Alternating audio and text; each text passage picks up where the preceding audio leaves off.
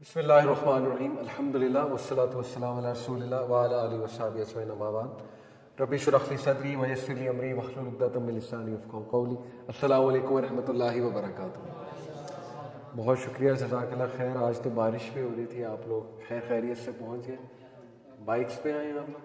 अच्छा, कुछ लोग बाइक्स पे आए हुए, कुछ लोग गाड़ियों में। बहरहाल जज़ाकल्लाह, अल्लाह आपका आना कबूल फरमाए, आपको अल्लाह ताला जज़ाए खैर दे के कदम पे। और बारिश के वक्त दुआ भी कबूल होती है, तो मुझे भी दुआ में याद रखिएगा इंशाल्लाह वापसी पे भी जाते हुए। आज का टॉपिक यूथ रिलेटेड है और मैं देख रहा था कि अभी इवेंट्स ऑफ चेंज में हमारा काफ़ी इंस्टीट्यूट्स में जाना हुआ अल्हम्दुलिल्लाह। तो एक ट्रेंड मैं देख रहा हूँ कि यूथ आहिस्ता आहिस्ता ना शर्म हया का जो कॉन्सेप्ट है वो बड़ा चेंज हो रहा है, यूथ का बहुत ज़्यादा चेंज हो रहा है। यानी आज से 15 साल 20 साल पहले जो कॉन्सेप्ट होता था जिस यूथ का, आज टोटली अलग है, बल्कि नॉर्मलाइज हो रहा है। मैंने देखा कि यूनिवर्सिटीज़ में जब हम गए तो मुझे देखने को मिला कि वो जो एक सेपरेशन का कॉन्सेप्ट होता है ना बिटवीन मेल एंड फीमेल, वो ऑलमोस्ट एलिमिनेट हो चुका है हमारी यूनिवर्सिटी से। वो कॉन्सेप्ट ख़त्म हो चुका है। अब बड़ा कॉमन कॉन्सेप्ट है कि मेल फीमेल फ्रेंड्स भी हो सकते हैं। हमारे दौर में ये कॉन्सेप्ट नहीं था। अगर आप अपने बड़ों से भी पूछेंगे तो ये इस तरह का कॉन्सेप्ट नहीं था मेल फीमेल फ्रेंडशिप का। लेकिन जाहिर है कि इस्लाम में मेल फीमेल इंटरेक्शन के बारे में गाइडलाइंस है, बात करनी पड़ जाती है ऑपोजिट जेंडर से। आपके फैमिली में फीमेल कजन्स हैं, इसका ये मतलब नहीं इस्लाम ये कहते हैं उन्हें सलाम भी ना करो और ज़ाहिर है उनसे जो है वो अच्छे से बात भी ना करो, ऐसी कोई बात नहीं है। लेकिन बात असल में ये है कि कुछ गाइडलाइंस डिफाइन कर दी गई हैं, वो गाइडलाइंस समझ के ऑपोजिट जेंडर से डील करना चाहिए, जिसपे मैं इंशाल्लाह भी रोशनी डालूंगा। बट हमारी जो यूथ है, चूँकि उन्होंने देखा ही है एड्स में, इश्तिहारात में, हर जगह के बिकॉज जो वेस्ट का कॉन्सेप्ट है ना एम्पावरमेंट का, और वेस्ट का जो कॉन्सेप्ट है सक्सेस का, तरक्की का, वो यही है कि दोनों जेंडर्स आपस में इंटरेक्ट करें, एक दूसरे को अंडरस्टैंड करें। इससे ये है कि कल को वो अच्छे हस्बैंड्स भी बनेंगे, वो अच्छी वाइफ्स बनेंगी, मैन को अंडरस्टैंड करेंगी, मैन वुमेन को अंडरस्टैंड करेंगे, वगैरह वगैरह। इसलिए दे फील के man and women should mix together. और एक और कॉन्सेप्ट, एक अजम्पशन है हमारे यहाँ भी जो फेमिनिस्ट का तबका है उसकी एक अजम्पशन है कि जो मेल है ना, अच्छा मेल वो है, अच्छा डिग्निफाइड मेल वो है कि जो औरत को देख के जिसे कुछ भी ना हो। ये उनका कॉन्सेप्ट है। अनफॉर्चुनेटली ये कॉन्सेप्ट बन गया। जैसे अभी मोहम्मद रिजवान जो क्रिकेटर है, वो एक फीमेल रिपोर्टर है, शायद ज़ैनब नाम है उनका। तो मैं देख रहा था उसमें फेसबुक पे एक पोस्ट शेयर हुई थी कि उसने इंटरव्यू लिया मोहम्मद रिजवान का, तो मोहम्मद रिजवान ने नहीं देखा, एक भी बार नहीं देखा उनकी तरफ, आउट ऑफ रिस्पेक्ट। इसी तरह मोइन अली ने इंटरव्यू लिया, मोइन अली का इंटरव्यू लिया एक फीमेल एंकर ने, मजबूरन देना पड़ गया उन्हें। तो उन्होंने भी एक बार वो इंटरव्यू, तो मैंने खुद यूट्यूब पर उसकी वीडियो मौजूद है कि एक बार भी उसने नहीं देखा फीमेल की तरफ, रिपोर्टर की तरफ। तो ये एक पोस्ट फिर आई एक फेमिनिस्ट पाकिस्तानी उनकी तरफ से कि मोहम्मद रिजवान एक भी बार उसे नहीं देख रहा, ये डिसरिस्पेक्ट है, ये डिसरिस्पेक्ट है खातून की। और इसका मतलब ये है कि आप लोगों के माइंड में वुमेन को इतना सेक्सुअलाइज कर दिया गया कि आप लोग देख भी नहीं सकते। यानी ये उसका आर्गूमेंट है।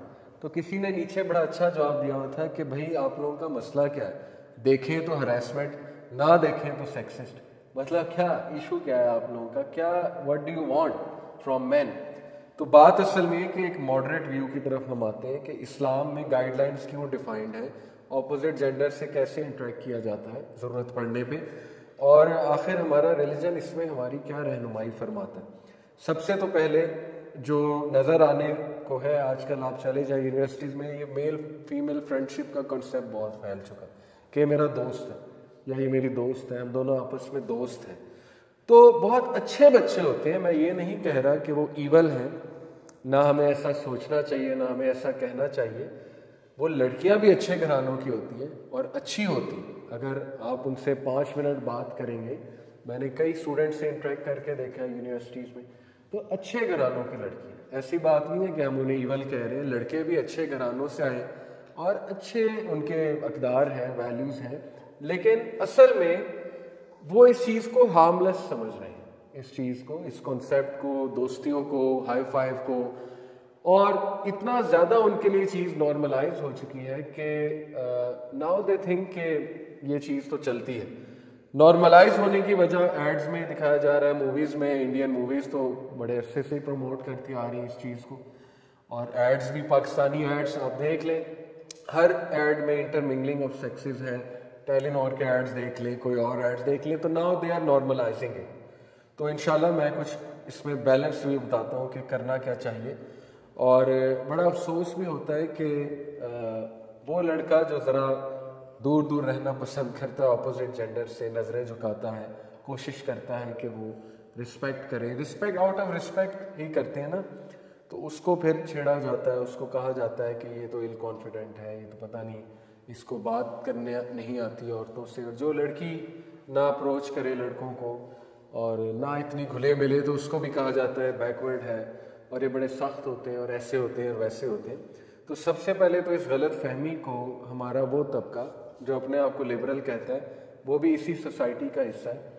हम उन्हें ईवल नहीं कह रहे, लेकिन जाहिर है कि उनकी जहनीत कुछ और है, तो हम उन्हें ये मैसेज दे रहे हैं कि सबसे पहले तो अपनी गलत फहमी दूर करें कि एक लड़का जो किसी की तरफ देख नहीं रहा है, या लड़कियों से बात करते हुए वो शर्माता है या अप्रोच नहीं कर रहा, तो वो इल कॉन्फिडेंट नहीं है। वो अपने रिलीजन को प्रैक्टिस करने की, अपने रिलीजन में जो अहकामात हैं, इस्लाम खोलकर आप पढ़ लें, उसको प्रैक्टिस करने की कोशिश कर रहे हैं।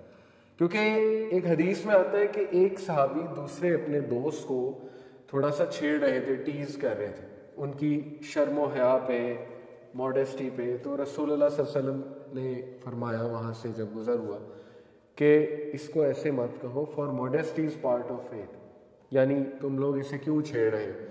होता है ना दोस्त आपस में छेड़ते हैं, बड़ा शाय है, बड़ा शाय। तो प्रॉफेट सल्लल्लाहु अलैहि वसल्लम ने कहा शाइनेस जो है, ये मॉडेस्टी जो है, पार्ट ऑफ फेथ है, अच्छी बात है शाय होना।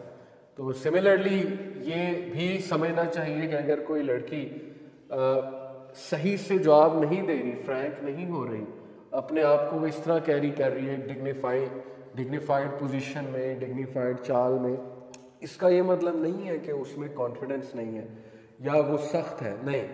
वो भी कुरान का जो हुक्म है सूरह अहज़ाब का कि जब तुम अपोजिट जेंडर से बात करो, प्रॉफिट की वाइफ्स को हुक्म है कि जब आप बात करें तो अपनी आवाज़ को बिल्कुल भी सॉफ्ट ना बनाएं, बल्कि एक डिग्निफाइड टोन में बात करें, ताकि वो कि जिसके दिल में कोई बीमारी है या कुछ बुरी नीयत है, तो वो उसको ये ना लगे बात करके अपोजिट जेंडर से कि मेरे पास एक चांस है to get more free. Point इसके आपको ऐसे कैरी करना है अपने आप को कि आप रिस्पेक्ट भी करें अपोजिट जेंडर की, साथ में आप उन्हें यह भी मैसेज दें कि फ्रैंकनेस जो है वो मुनासिब नहीं है दोनों जेंडर्स के दरमियान, बिल्कुल भी मुनासिब नहीं है। एक ऐसी स्टेज आती है उम्र की, जाहिर है कि जब वो लोग मैच्योर हो जाते हैं, लोगों को समझ आ जाती है, तब भी इवन इस्लाम के यही अहकामात लागू। ऐसा नहीं है, कुछ लोग ये कहते हैं कि नहीं नहीं ये स्टूडेंट्स ना बड़े पढ़े लिखे हैं। मैंने एक आर्गूमेंट सुना हुआ, हमारे एक टीचर थे और इस्लामियत के टीचर थे, तो वो एक हमारी क्लास थी उसमें बता